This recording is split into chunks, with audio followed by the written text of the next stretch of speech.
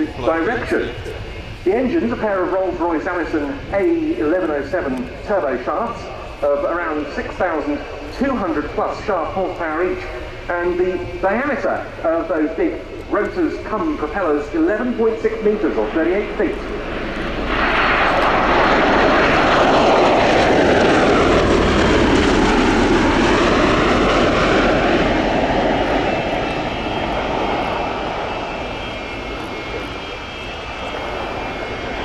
The particular advantages of the tilt rotor over the conventional helicopter.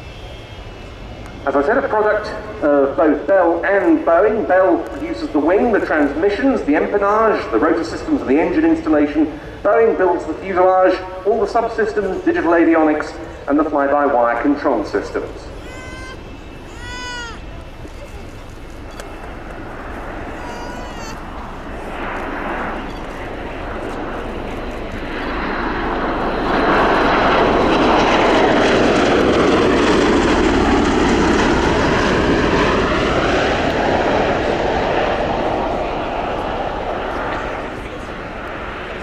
So as it breaks away from us, the crew is going to be setting up for a landing, and we'll see here the aircraft's conversion into VTOL, vertical takeoff and landing mode.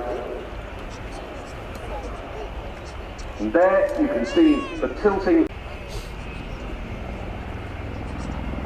And the pilots who fly the CV-22B model we see here in US Air Force Special Operations Command Service can use those tilt rotor capabilities to assist them in low-level missions or in more restrictive terrain. The rotors can be tilted upwards and the aircraft slowed down to help it make tighter turns and stay lower over the terrain.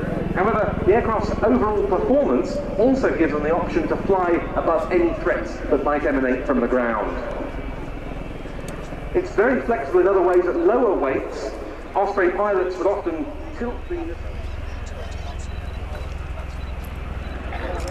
And again, we'll see the transition here into aircraft mode. The rotor's tilting forwards, and away it goes.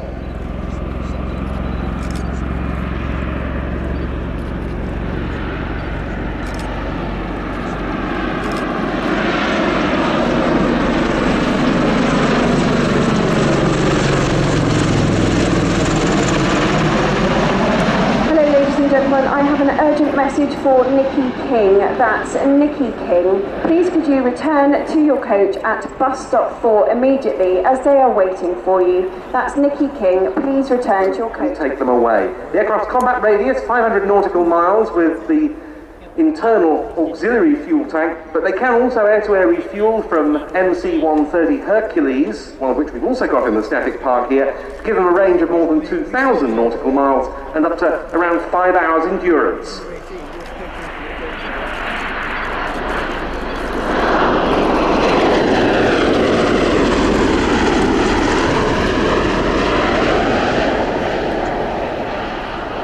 The Osprey can carry a .50 machine gun on the rear ramp. In fact, this one's doing so during this display. They've also got a rescue hoist and fast. The US Air Force is also looking at arming its Ospreys further, and it has a requirement for a forward-firing gun to be fitted to the type. And Bell Boeing are looking at further developments in line with the vogue for multi- and swing-roll platforms. They're looking at anti-submarine warfare and gunship versions. They've tested rocket and missile armament. The Marine Corps Ospreys are now going to gain an air-to-air refueling capability and will become tankers themselves, which, thanks to the aircraft's wide speed range, can refuel fighters as well as helicopters and other Ospreys. It's even been suggested that the V-22 could in future become an electronic warfare or airborne early warning platform. A deal was done to supply the type to the Japan Ground Self-Defense Force.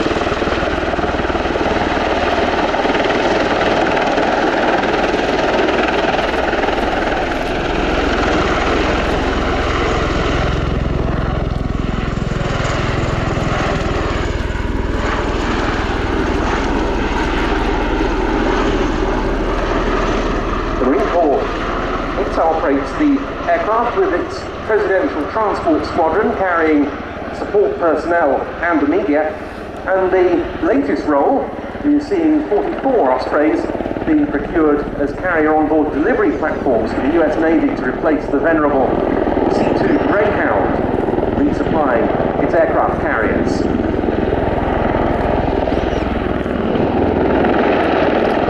Earlier this month, a big new deal for 78 Ospreys was done with Boeing, covering further aircraft for the carrier onboard delivery, or COD role, as well as more for the Marine Corps, the Air Force, and for Japan, and that will secure the future of the Osprey production line until at least the year 2024.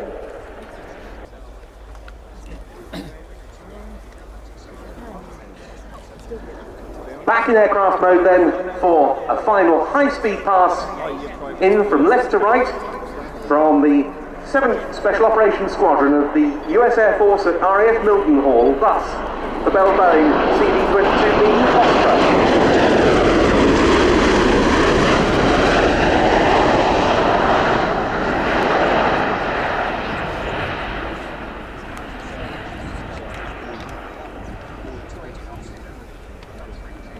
A very nice performance by Major Sean Carroll. And there is a second...